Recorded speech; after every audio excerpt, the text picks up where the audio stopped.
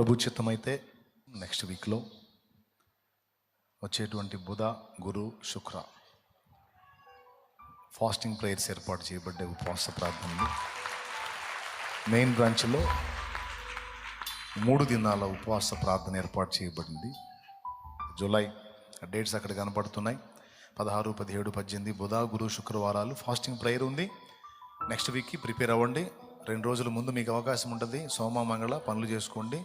వాళ్ళకి చెప్పండి 3 డేస్ మాకు సెలవు ఇవ్వండి, మేము ప్రేయర్లో ఉండాలని పర్మిషన్ తీసుకొని 2 రోజులు పని చేస్తే 3వ రోజు మీకు సెలవు ఇస్తారు.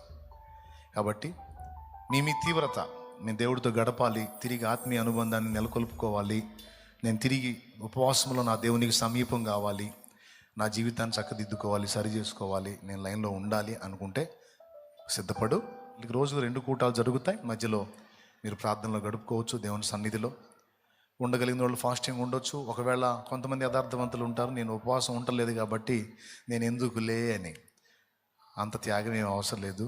బాగలేకపోతే తినైనా సరే ప్రేయర్లో ఏకీభవించు, ప్రార్థనలో ఏకీభవించు. ఆరోగ్యం బాగుండి ఫాస్టింగ్ ఉండగలిగితే ఉండు.